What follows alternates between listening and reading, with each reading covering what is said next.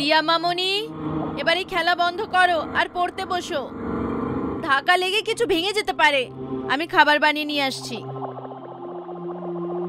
না মা, আমি এখন খেলতে চাই।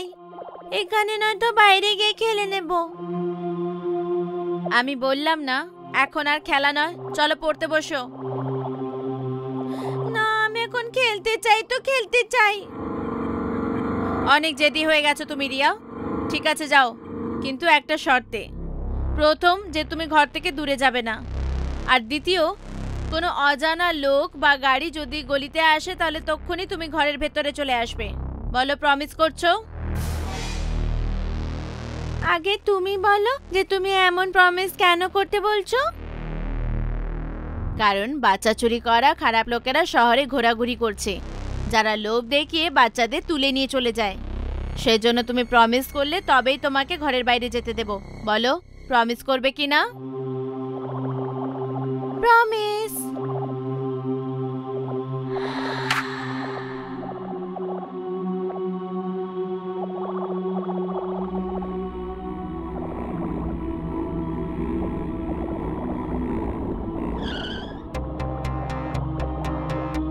কালো ভ্যান? কালো ভ্যান তো আমাদের এলাকায় কারুর নেই। মানে এটা কোনো অজানা লোকের গাড়ি। মা বলেছিল যদি কোনো অজানা লোক বা গাড়ি গলিতে আসে তখন ঘরে ফিরে চলে আসবে। কিন্তু যদি আমি এক্ষুনি ঘরে চলে যাই তাহলে খেলবো কখন? মা নিশ্চয়ই বাচ্চা তুলে নিয়ে যাওয়ার মিথ্যে গল্প শুনিয়েছিল হবে, যাতে আমি ভয় পেয়ে ভেতরে চলে যাই। বাদ দে সব, হবে কেউ?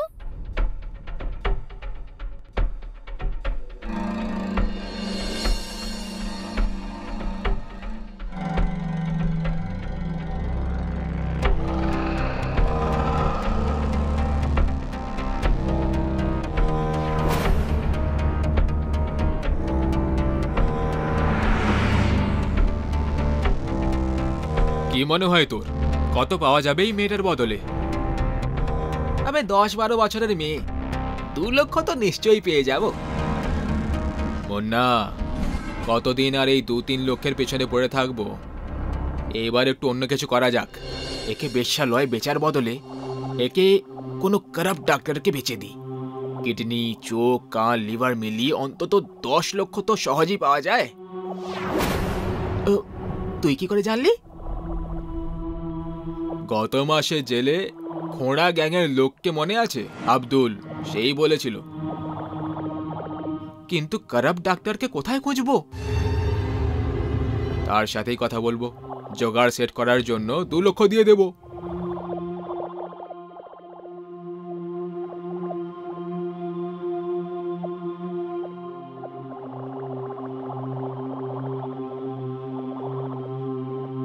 রিয়া, এসে গেলে হাত মুখ ধুয়ে নাও, খাবার তৈরি হয়ে গেছে।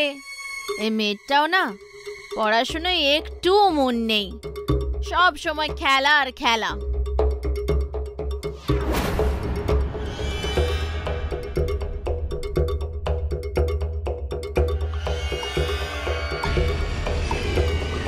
আরে, এই ছুরি তো আমার রিয়ার। রিয়া!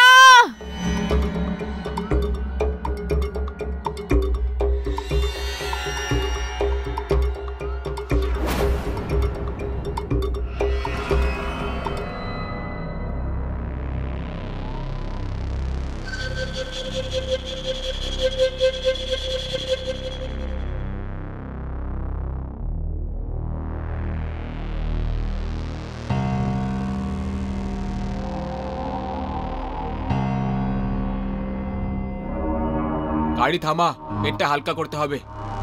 ঠিক সময় থামালেই তুই। আমারও প্রেশার লাগছে ভাই। এর হাত পা বেঁধে দিই? না থাক, 2-3 ঘন্টার আগে জ্ঞান ফিরবে না।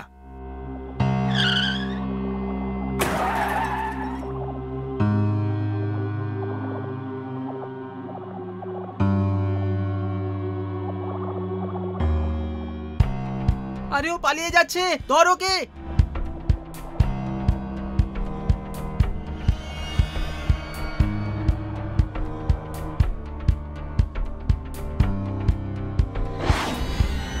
ও কোথায় গেল? শালা, আমি আগেই বলেছিলাম মেয়েটার হাত পা বেঁধে দে। আরে তুই বেঁধে দিতিস, জিজ্ঞেস করলি কেন? আওয়াজ করলে ওরা জানতে পেরে যাবে। মনে হয় আমাদের বুদ্ধু বানিয়ে গেল বাচ্চাটা। যে ক্ষতিটা হলো সেটার এখন কি করব? দেখ, এ নয় তো অন্য কোনো বাচ্চাকে তো পেয়েই যাব। মা বাবার কথা এড়িয়ে দিয়ে খালি জায়গায় যারা খেলতে আসে, যাদের আমাদের মতো অজানা কিডন্যাপারদের কাছে আসতে কোনো সমস্যা থাকে না। আরে গ্রামের লোকেরা জমিতে বোতল নিয়ে আসছে হবে, আমাদের দেখে ফেললে মুশকিল হয়ে যাবে। চল এখান থেকে।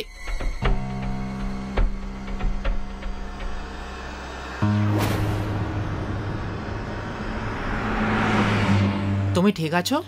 আমি ঠিক আছি, কিন্তু তুমি কে? আমার নাম সোনু। তোমার নাম রিয়া, তাই না? তুমি কি করে জানলে? কারণ তোমার আর আমার মধ্যে একটা পার্থক্য আছে। কেমন পার্থক্য? এটাই যে তুমি কিডন্যাপারদের হাত থেকে জানতু বেঁচেছো, কিন্তু আমি বাঁচতে পারিনি। যারা আমাকে কিডন্যাপ করেছিল ওরা আমাকে অজ্ঞানের ওষুধ একটু বেশি শুকিয়ে দিয়েছিল, আর তাই আমি মরে গেছিলাম। পাগল নাকি? যদি তুমি মরে গেছো তাহলে আমার সামনে কি করে আছো? আমি জানি যারা মরে যায় তারা জীবন্ত লোকের সাথে দেখা করতে পারে না। যারা মুক্তি পায় না সেই মৃতরা সামনে থেকে দেখা দেয়। আচ্ছা, তোমাকে কোথা থেকে কিডন্যাপ করেছিল? একটা নির্জন সড়ক থেকে, রাতের বেলায়। মা আমাকে বাড়ি থেকে দূরে সাইকেল চালাতে মানা করেছিল, কিন্তু আমি শুনিনি। আমি সাইকেল চালাতে চালাতে দূরে চলে গেছিলাম।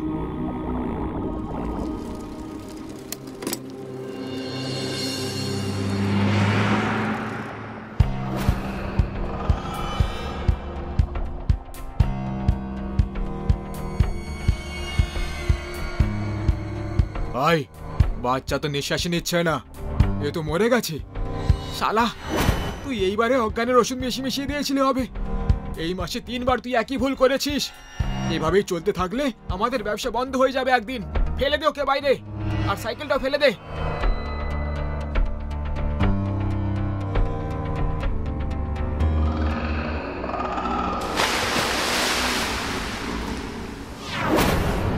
এই জায়গাতেই বদ্ধ আছি আমি, আর ওখানে আমার সাইকেল আছে। তুমি ওটা নিয়ে যাও। তোমার মা তোমার জন্য খুব কাঁদছে। তুমি কি করে? বলেছিলাম না, যারা মরে যায় তারা জীবিতদের ব্যাপারে সব কথা এমনিই জানতে পেরে যায়। যাও এবার। মরার আগে তোমার বাড়ি কোথায় ছিল?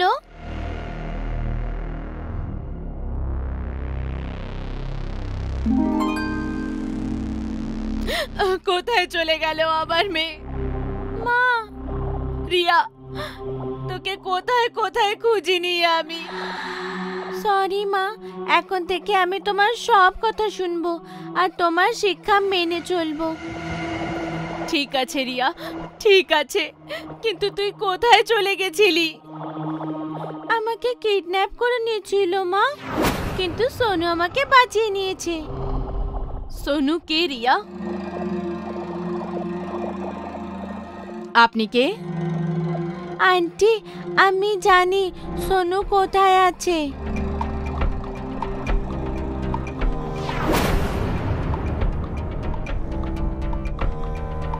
মনকে শক্ত করো সুনিতা।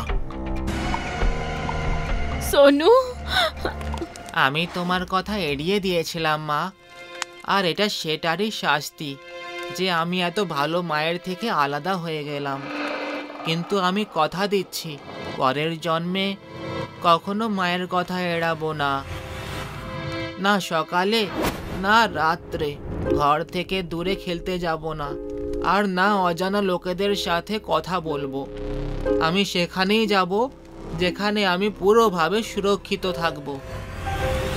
আসছি মা।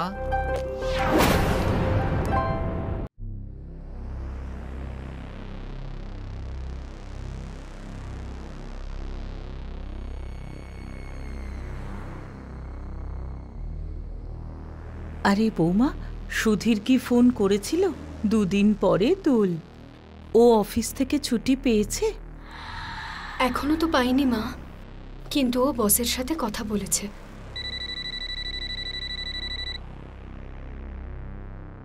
আরে সুধীর, এক্ষুনি তোর কথাই বলছিলাম।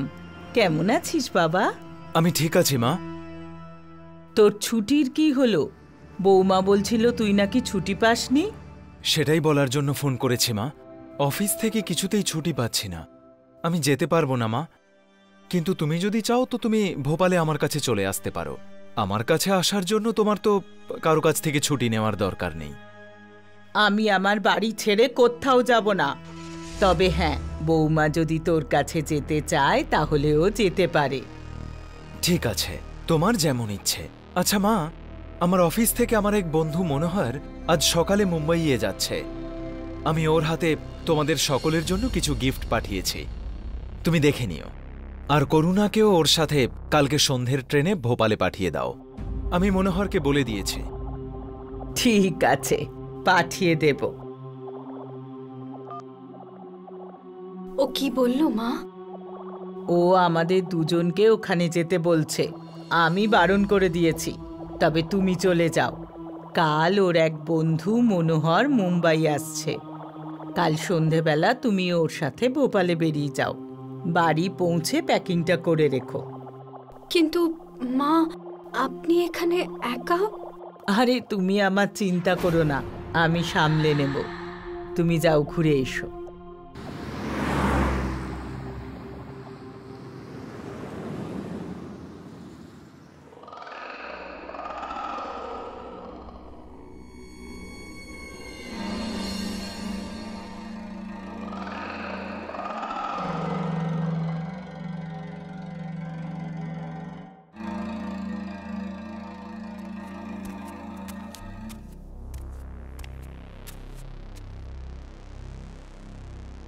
মা, মা,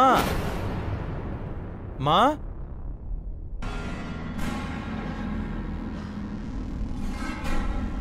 আরে সুধীর, তুই তো আসবি না বলেছিলি, তাহলে হঠাৎ করে চলে এলি?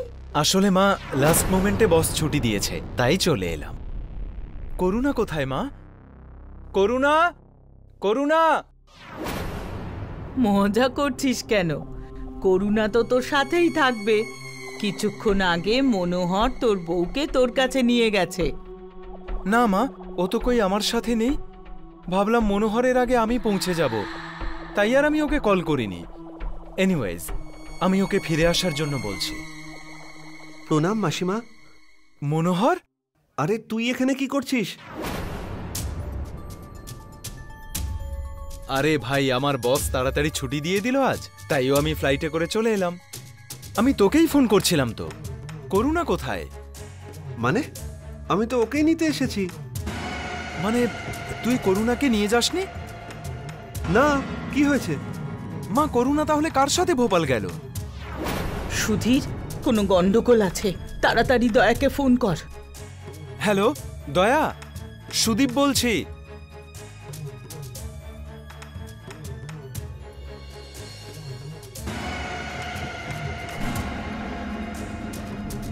দাদা, তোমাকে কেউ মুক্তিপণ চেয়ে ফোন করেছিল বা হুমকি? না ভাই, এরকম কোনো কল আসেনি। দয়া, তুই যে করেই হোক তোর বৌদিকে খুঁজে বার কর। কে জানে কি অবস্থায় আছে বেচারি এই সময়।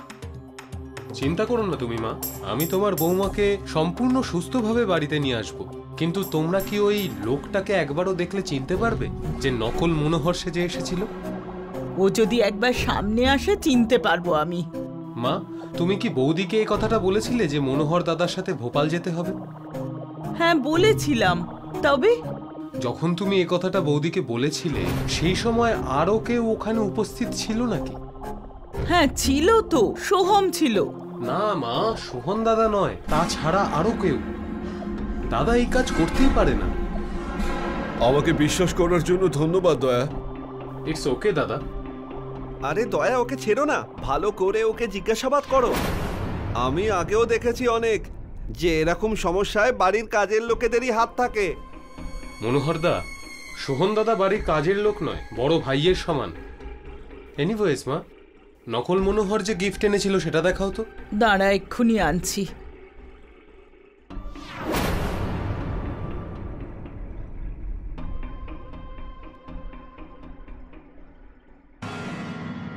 এইটা এনেছিল।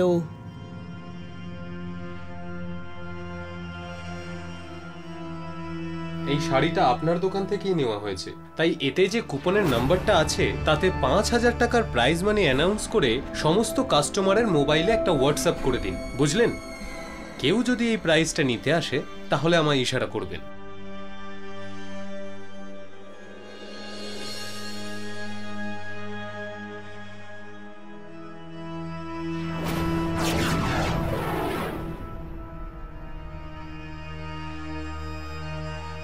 না রে দয়া, এই লোকটা সে লোক নয়। টেনশন করো না তুমি মা, এই লোকটা সে লোকটা নয় তো কি হয়েছে, যাবে তো ও সেই লোকটারই কাছে। চলো দাদা, ওই বাইকটাকে ফলো করো, ফাস্ট।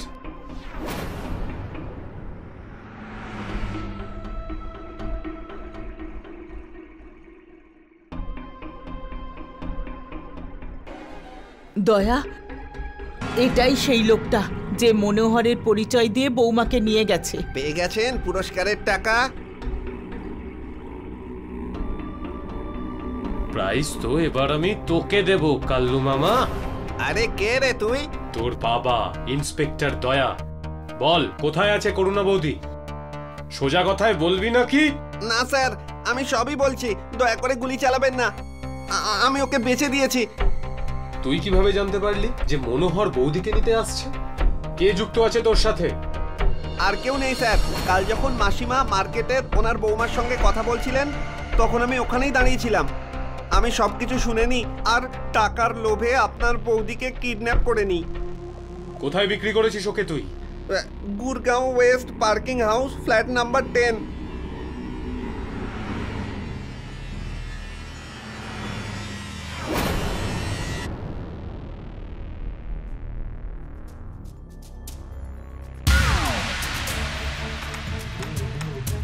অনেক হয়েছে সেঠজি, আজকের জন্য এইটুকুই যথেষ্ট। তোর বাকি কাপড়গুলো পুলিশ স্টেশনে গিয়ে খুলবো।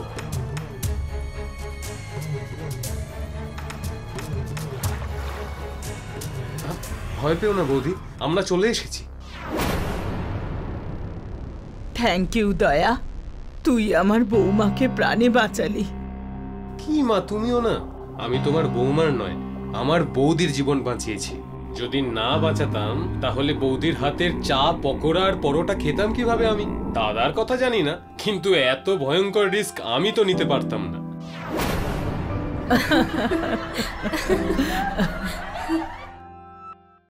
কোনো মানুষকে এতটাও অপমান করা উচিত নয় যে সে নিজের মানসিক ভারসাম্য হারিয়ে ফেলে, তার নিজের জীবনের উপর ঘৃণা হয়, কারণ এরকম মানুষ প্রচণ্ড ভয়ঙ্কর হয়ে উঠতে পারে। আর যদি বিষয়টা তার গায়ের রং নিয়ে হয় তাহলে সে আরো ভয়ঙ্কর কিছু করে ফেলতে পারে। আজকের এই কলিযুগে আমি এরকমই একটি গল্প আপনাদের বলতে চাই। শহরের একটি বড় কলেজে দিব্যা নামের একজন মেয়ে পড়তে আসত। সে পড়াশুনোয় অত্যন্ত ভালো ছিল বলে সর্বদা ক্লাসে প্রথম স্থান অধিকার করত, কিন্তু সে সবসময় দুঃখী আর একা একা থাকত। আর এর কারণ ছিল তার গায়ের কালো রং। তার নিজের কালো রং নিয়ে অত্যন্ত লজ্জা ছিল। ক্লাসে তার সঙ্গে যে মেয়েরা পড়তো তারাও তার এই কালো রং নিয়ে বিরক্ত হতো। একদিন কলেজ ছুটির পরে যখন দিব্যা নিজের বাড়িতে যাচ্ছিল, সে সময় হঠাৎ তার দুই বান্ধবী মঞ্জু আর নিতা তার সামনে এসে দাঁড়ায় আর তাকে নিয়ে মজা করতে থাকে। আরে কি ব্যাপার বিদ্যা, আজ এত তাড়াতাড়ি বাড়ি ফিরছো? কিছু না, আমাকে বিরক্ত করো না, যেতে দাও। আরে চলে যেও, আমাদের সাথে একটু কথা তো বলে যাও। কে জানে, আমাদের সাথে কথা বলতে বলতে তুমি আমাদের মতো ফর্সা হয়ে যেতে পারো আর অত কুৎসিত দেখতে থাকবে না। মঞ্জু আর নিতা হাসতে থাকে। দিব্যার আরে না না নিতা, এটাও হতে পারে যে কথা বলতে বলতে ওর মতো আমরাও কালো হয়ে যাই আর আমরা বিচ্ছিরি দেখতে হয়ে যাই। না অঞ্জু, সেটা হবে না, কারণ ওর গায়ের রং তো ওর গায়েই থাকবে, সারা জীবন ওর গায়ের রং কালোই থাকবে। দুজন আরো বেশি হাসতে থাকে। দিব্যার এইবার প্রচন্ড রাগ হয়। তোমরা সবাই খুব খারাপ। তোমাদের এইসব ব্যবহারের কারণেই আমার কতটা কষ্ট হয় এসব কি তোমরা জানো? বেশি কথা বলার প্রয়োজন নেই, যা বেরো।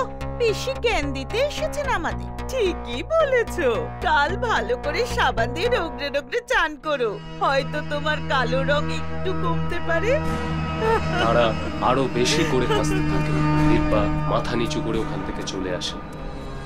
দিব্যা মাথা নিচু করে কাঁদতে কাঁদতে বাড়িতে আসে। বাড়িতে তার মাও ছিল। কি হয়েছে মা, এত কাঁদছিস কেন? আমি কালকে থেকে কলেজে যাব না। কেন, টিচার কিছু বলেছেন বুঝি? না, সেটা নয়। তাহলে কি হয়েছে? ক্লাসের সব মেয়েরা আমি কালো বলে আমাকে নিয়ে ঠাট্টা করে, তাই আমি যাব না। বিদ্যা, এই কথা বলতে নেই, এই সব ঘটেই থাকে, এতে এত চিন্তা করিস না, তুই শুধু পড়াশোনা কর। এই কথা বলে মা নিজের কাজ করতে রান্নাঘরের দিকে চলে গেল। কেউ আমাকে বোঝে না, আর আমার যেটা নিয়ে কি কষ্ট হয় সেটা আমি কাকে বোঝাবো? আর দিব্যা কাঁদতে লাগলো। কয়েকদিন পরে দিব্যা হাসতে হাসতে কলেজে ঢুকছিল। সমস্ত মেয়েরা তাকে আবার রাগাতে লাগলো। দিব্যা চুপচাপ গিয়ে নিজের বেঞ্চে বসে পড়ল। মঞ্জু ওর পাশে এসে বসলো আর ওর সাথে কথা বলা শুরু করলো। কি হলো, আজকে খুব খুশি মনে হচ্ছে? কিছুই না, এমনি আমার মনটা আজকে ভালো লাগছে। কেন, তুমি ফর্সা হয়ে যাবে নাকি? না, আরো ভালো কিছু ঘটতে চলেছে, হয়তো সবকিছু ঠিক হতে চলেছে। কি ঠিক হতে চলেছে, আর কিভাবে সেসব আমি জানি না। তোমার মাথাটাই গেছে মনে হচ্ছে, কি উল্টো পাল্টা বকছো। না, কিন্তু ওইসব ছাড়, এই নে চকলেট খা, আমার মা নিজের হাতে এটা বানিয়েছে। দারুণ তো। আচ্ছা, তোমার এই ক্লাসে আসার আর আমার সাথে কথা বলার কিছু তো লাভ হলো। মঞ্জু সেই চকলেটটা নিয়ে খাওয়া শুরু করলো। বাহ, দারুণ খেতে তো। আর আছে? না, এখন আমার কাছে নেই, কিন্তু বাড়িতে আছে। এটা শুধু টেস্ট করানোর জন্য এনেছিলাম। ঠিক আছে, কালকে আরো বেশি করে এনো। পরের দিন যখন দিব্যা কলেজে এলো, তখন ক্লাসের সমস্ত মেয়েরা এক জায়গায় জড়ো হয়েছিল। দিব্যা গিয়ে দাঁড়ালো নিতার পাশে। কি হলো, সব ঠিক আছে তো? এসে গেছিস? অলক্ষণে তোরই খামতি ছিল। কিন্তু কি হয়েছে? অঞ্জু কাল রাত থেকেই খুব অসুস্থ, ডাক্তার বুঝতেই পারছে না কি হয়েছে। দিব্যা মঞ্জুর কথা শুনে খুব খুশি হলো। সে নিজের বেঞ্চে চলে এলো। তার মানে এই চকলেটটা সত্যিই কাজ করছে, তার মানে সবকিছু ঠিক হয়ে যাবে। অঞ্জুরটা তো হয়ে গেল, এইবার বাকি সবার পালা। দিব্যা নিজের ব্যাগ থেকে অনেকগুলো চকলেট বার করলো, তারপরে ফিরে গেল সেই মেয়েগুলোর কাছে। শোনো, আমি জানি তোমাদের সবার খুব টেনশন হচ্ছে, তাই তোমাদের সবার টেনশন কমানোর জন্য আমি চকলেট নিয়ে এসেছি। এগুলো আমার মা বাড়িতে বানিয়েছে, তোমরা সবাই খাও, তোমাদের ভালো লাগবে। হ্যাঁ, এখন আর চিন্তা করেই বা কি হবে। আর এই অলক্ষণে মেয়েটা প্রথমবার কিছু এনেছে, তাহলে খেয়েই দেখি। মেয়েরা চকলেটগুলো খেলো আর নিজেদের জায়গায় বসে পড়ল। পরের দিন মঞ্জু কলেজে এলো। দিব্যা যখন মঞ্জুর চেহারাটা দেখলো, তখন সে জোরে জোরে হাসতে লাগলো। মঞ্জুর গায়ের রঙও দিব্যার মতো কালো হয়ে গিয়েছিল। এবার কেমন লাগছে কালো রং? রাগাও আমাকে, এইবার রাগাও। আমি খুব ভালো করেই জানি যে এই সব তুই করেছিস। ওই চকলেটে তুই নিশ্চয়ই কিছু মিশিয়েছিলি, আর সেটা খেয়েই আমার এই অবস্থা হয়েছে। মঞ্জু কলেজের প্রিন্সিপালের কাছে দিব্যার নামে কমপ্লেন করল। প্রিন্সিপাল দিব্যা আর তার মাকে কলেজে কল করল। ততদিনে সমস্ত মেয়ের গায়ের রং কালো হয়ে গিয়েছিল, আর সেটা দেখে দিব্যা খুব খুশি হয়েছিল। এখানে কি হচ্ছেটা কি? আপনি দিব্যাকে কি এমন চকলেট বানিয়ে দিয়েছেন যার থেকে এই সমস্তগুলো হচ্ছে? আমি তো ওকে কোনো চকলেটই দিইনি। কি রে, স্যার কি বলছেন? উত্তর দে। স্যার, এই চকলেটটা আমাকে মা দেয়নি। তাহলে কে দিয়েছে আর কেন? স্যার, একদিন আমি কলেজের পিছনে কাঁদছিলাম, কারণ সবাই আমার কালো রঙের জন্য আমাকে নিয়ে ঠাট্টা করত। তখনই সেখানে একটা লোক আসে। কি ব্যাপার মা, এই সাত সকালে তুমি কেন কান্নাকাটি করছো? আপনি কে? আমি হলাম সেই মানুষ যে তোমার সমস্যার সমাধান করবে। তোমার কি সমস্যা আমাকে বলো। আমার ক্লাসের সব মেয়েরা আমার কালো রঙের জন্য আমাকে নিয়ে ঠাট্টা করে, আর এই জন্য আমার খুব কষ্ট হয়। ও, এই ব্যাপার। তুমি একটা কাজ করো, এর একটা সমাধান আছে আমার কাছে। সেই তান্ত্রিক কালা জাদু দিয়ে অনেকগুলো চকলেটস তৈরি করল আর সব দিব্যাকে দিয়ে দিল। এটা তুমি তাদেরকে খাওয়াবে যারা তোমাকে নিয়ে মজা করে, আর তারপরের সব কাজ এই চকলেট করবে। এবার তুমি যাও, সবকিছু ঠিক হয়ে যাবে। ওনার কথাতেই আমি এসব করেছি, আর এবার আমার খুব ভালো লাগছে। ওদের সবাইকে এবার আমার মতোই দেখতে লাগছে। এইবার কেউ আমাকে আর কালো বলে রাগাবে না। প্রিন্সিপাল সমস্ত ব্যাপারটা বুঝতে পারলেন। তোমাদের সকলের লজ্জা পাওয়া উচিত। তোমরা দিব্যার গায়ের রং নিয়ে ওকে অপমান করতে, সেই জন্যই ও এরকম করেছে। আমি কখনোই বলছি না এটা যে ও ঠিক করেছে, কিন্তু তোমাদের মতো মানুষদের ভুলই সব থেকে বেশি। এই ঘটনার পরে প্রিন্সিপাল সেই তান্ত্রিকের খোঁজ অনেক করেছিলেন, কিন্তু কোথাও তাকে খুঁজে পাওয়া যায়নি। আর সেই মেয়েগুলো সেই একই রকম রয়ে গেছে, কালো।